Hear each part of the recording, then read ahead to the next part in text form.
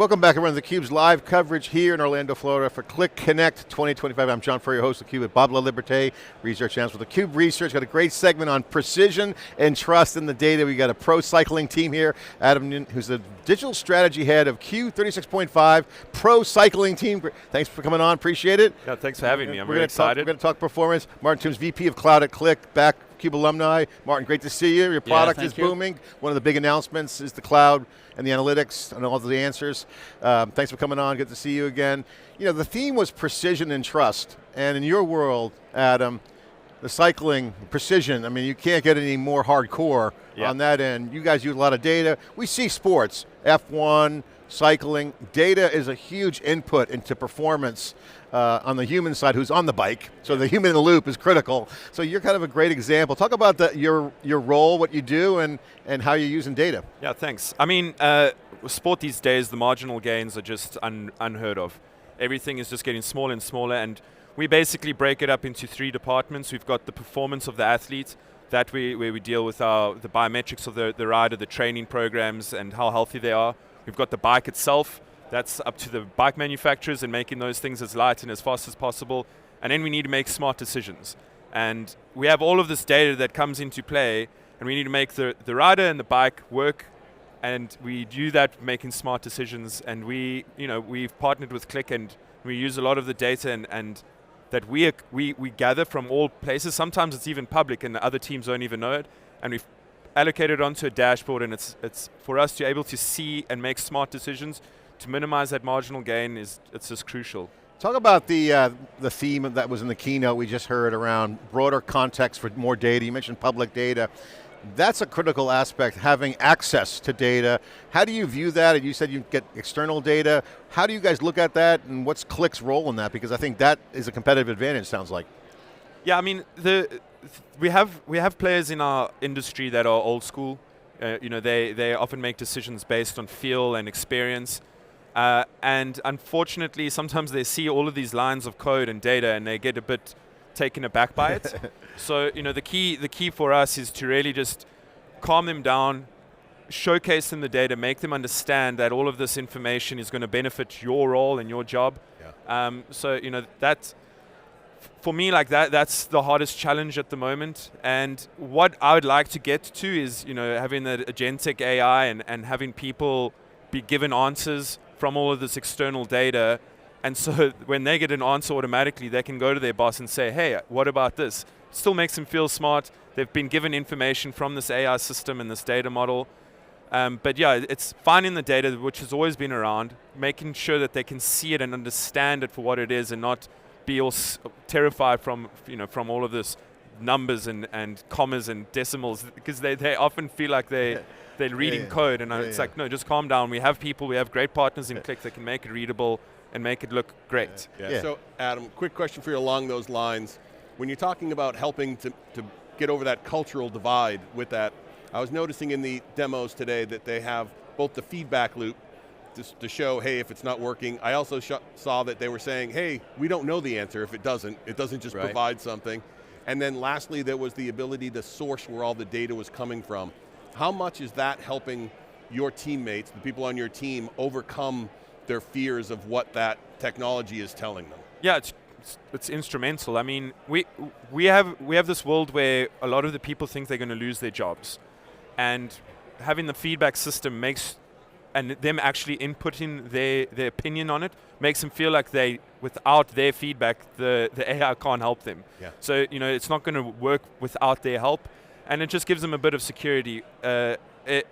We have different cultures. I think in our team we have about 65 personnel, and we've come from 14 to 15 different countries around the world. Sometimes we don't even see each other because we're always traveling.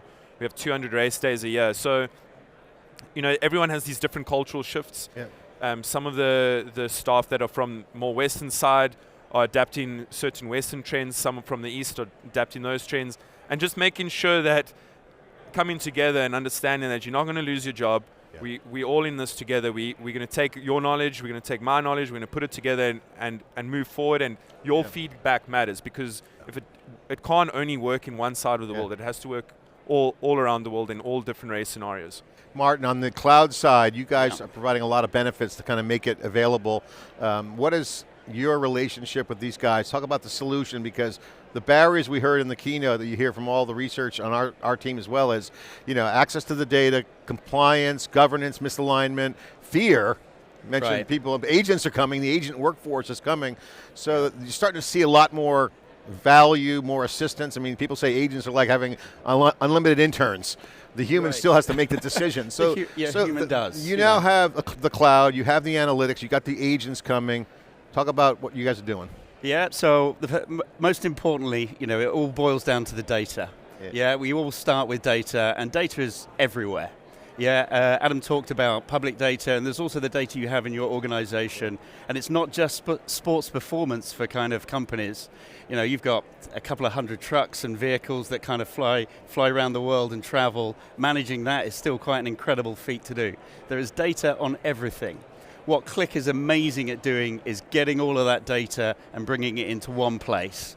Yeah, and then kind of the next few steps are kind of one of the most important things we think of, and that is governing it and making sure the quality of that data is accurate. Yeah, if you don't start to do that and these guys start asking questions, who's going to win, who are we going to follow, and that data's inaccurate, the team performance is just going to plummet at that point.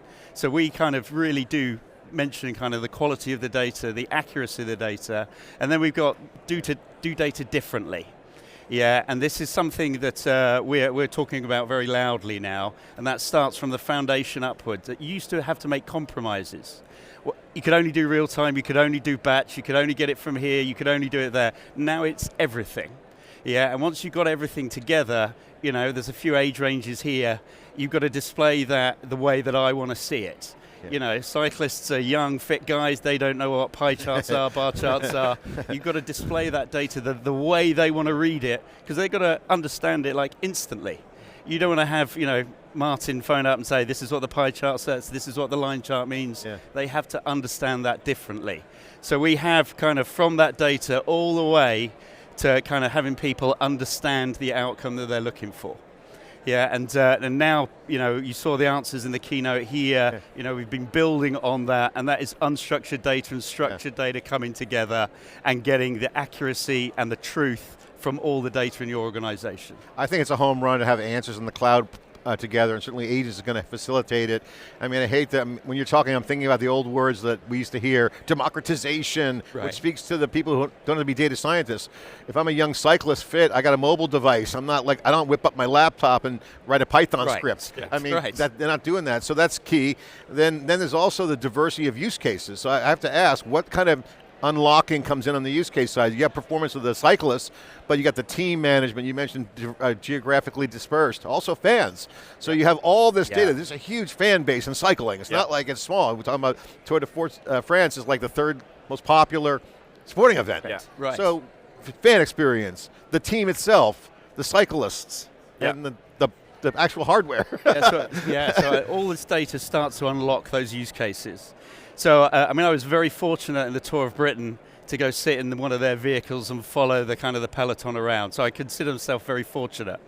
And I got out of this car and I took a photo for kind of posterity, if you like. And on the bumper, I think it might be the fender in America kind of thing, there was a line in the middle.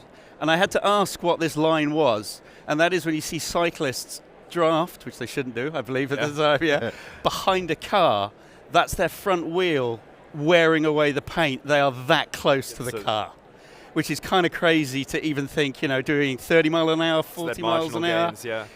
So that's the kind of level of commitment they do. Yeah. And I'm coming on to the cars now, because how many vehicles you've got? We've got tons. We've got about 17 sprinters that cruise around Europe all the year. We've got 2 buses, 3 trucks. We've got a food truck. We've got 2 mechanics trucks. We have so many vehicles. Our sponsors, Mercedes, and they actually always want photos of these vehicles, and we're like, we can't give them. They're all around. Currently, we've just taken our food truck to Albania. Then it's crossed on a 14-hour ferry to Italy. We're busy racing in Italy at the moment, and so that we're actually a logistics company, because not only are we transporting people and bikes all around the world, we constantly on the move. If the race needs to be in a different country, we take our fleet and we move over there, similar to Formula One.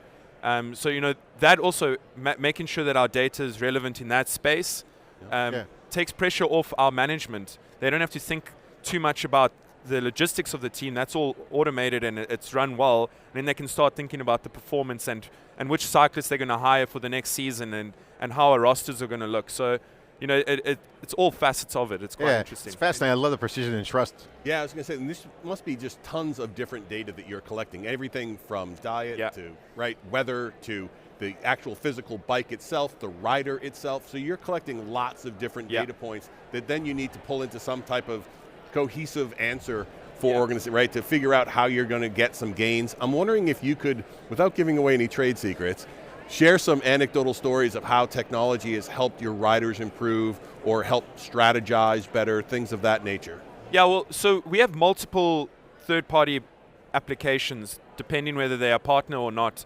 That's the hardest challenge that we have is getting those people to give us their APIs so we can use it onto our Qlik dashboards. But from a use case, I mean, going into the 2026 season, we've all seen the Moneyball film. We are building a roster of who our team is going to look like for the next year, and we have a certain amount of budget. We are onto a high budget team. We probably rank around 20th in terms of money earning, and so we have to be smart on like how do we get the best riders, and the new use case that we have is we're able to filter out which riders are of a certain age that have no contracts coming up. This is all external data that none of the other team, well, they can access it if they wanted to. Yeah. They just don't know how to put it together. So we filter age, contract end, and then we start seeing which points they scored at these random smaller junior races. And then we've added like a metric where we add a percentage of that to say like if this was a World Tour race, this rider would rank here.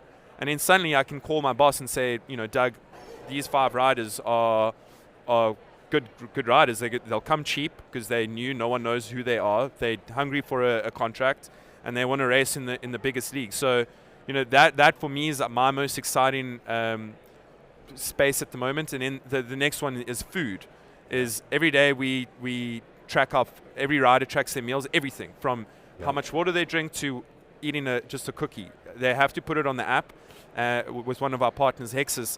And all of that data goes to our nutritionist, and then the nutritionist feeds that data to our coach, and the coach plans their training program according to that, and it just does this full circle the whole time. But because we've been tracking our food, we are now able to manage our weight. And the rider's weight and power output, because that's all what cycling is now becoming quite optimal. And that's another thing, and only because it was able to be put on an app and not written down or just discussed over a phone call, we can now take that data, put it on a dashboard, and our coach can manage the training programs appropriately. So those are our 2 use cases at the moment, finding juniors and then eating appropriately to maximize our training load. That's awesome. That's great use of data. I'm curious for folks watching who are fans of Cyclist, what are some in-game performance, in-race performance things that you've learned? You mentioned health. Are there times to sprint? Are there times to make certain moves? We see this in other sports where it's like the UFC, for instance. I got a tour of their facility in Vegas, and they train specifically on strategies based upon the makeup of the physicality of the athlete. So take us through some examples that people might be interested in, they might not know about, that you got a little bit of insight into that can turn into action. I think the one thing that people misunderstand about cycling is it's a team sport. Everyone thinks it's an individual sport. They've always had these names of one athlete winning certain races. But our current race that we had at the moment in the Giro d'Italia, we have 8 riders, and they all work collectively to get one rider across the line first. And the one thing that they do to do that is to make that one rider avoid wind. The amount of wind that pushes onto your body, front headwind, it diminishes your power output by it's almost 35% per layer you are in the peloton. So the goal is our key rider that's going to win. In today's case, it's Tom Pidcock. He'll sit in the middle, and we'll have all of the other 7 riders around him, just protecting him from wind, protecting him from other riders. And every kilometer that we go, he's saving energy. And he gets to a certain point where he's like, boys, I'm ready. They all they blow themselves, their legs are done, they fall off, and Tom will go to the line with any other opposition that's done the same tactic. And I think that's quite an important piece of information, because we actually analyze how much time a certain rider sat outside of the wind. And you can start seeing, like, this rider didn't win the race because he sat in the wind for an extra 200 meters more than he should have. And it's again, all about marginal. If one rider saves 35% and the other doesn't, that guy's going to win the race. So, for cycling fans, you got to understand why when you see people on the road sitting behind each other, you're actually saving a lot of energy. And in a professional sense, you try and do that right to the final centimeter of the race. So, yeah. Martin, it sounds like the keynote, precision and trust. Got teammates to trust. Yeah. So everything's intentional on the strategy based upon the data. Yeah. Everything's intentional. We get given the data. We have a performance plan. I mean, speaking about unstructured data, like our next project is taking this data that we get from our old school DSs, and we'll never get rid of them. They're smart. They've been in the game. They have experience. But they actually write this stuff on pieces of paper. Sometimes they just take a photo of it and put it on the group, and it's fine because it's good information.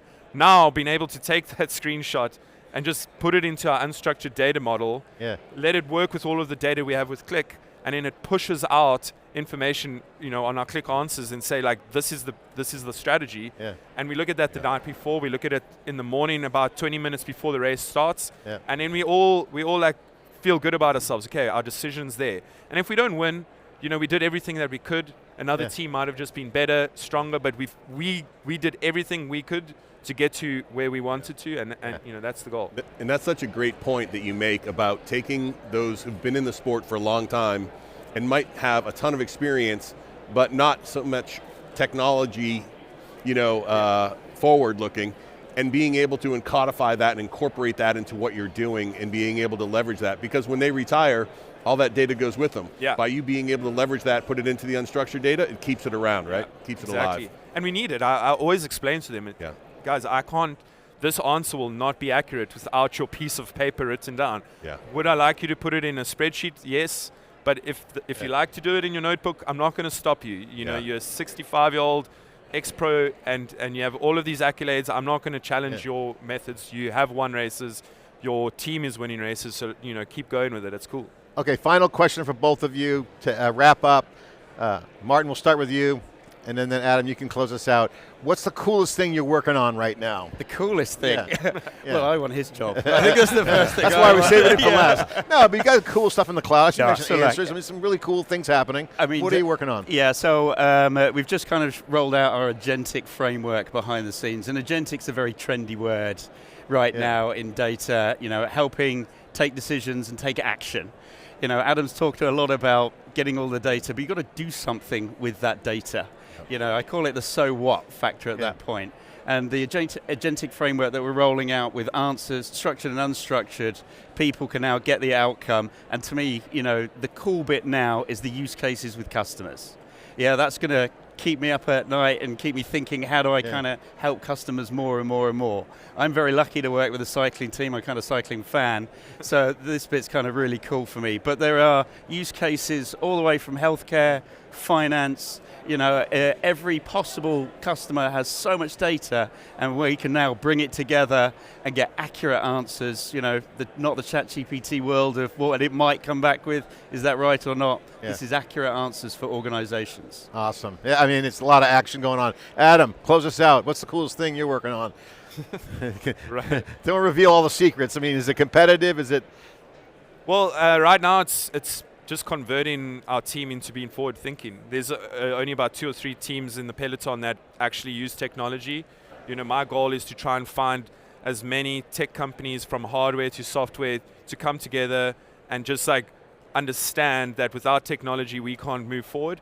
So I'm actually, it's a nerdy approach. Everyone thinks it's about riding a bike, but my most exciting thing is bringing in tech partners together and actually making Moneyball 2, the film, with cycling. Nice. And you guys have a shout out for your booth. There's some action going on there. Yeah, we've got we're raising money for the Special Olympics out there. You can go, you can ride a bike, you can get all the data we've just been talking about. You can see you on a screen out there. You'll get a hat.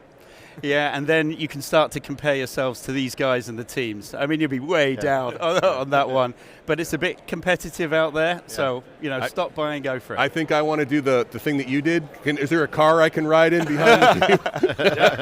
Give us a shot. You can come anytime. It's quite a thrill. We don't have that precision yet. Guys, thanks for coming on. Appreciate it. Great. You. Congratulations on the performance and great to see the use of data and the sport. Thanks for coming on. All right, it's theCUBE bringing all the action. All the data is right here in theCUBE at Qlik Connect 2025. I'm John Furrier, Bob Laliberte. We'll be right back.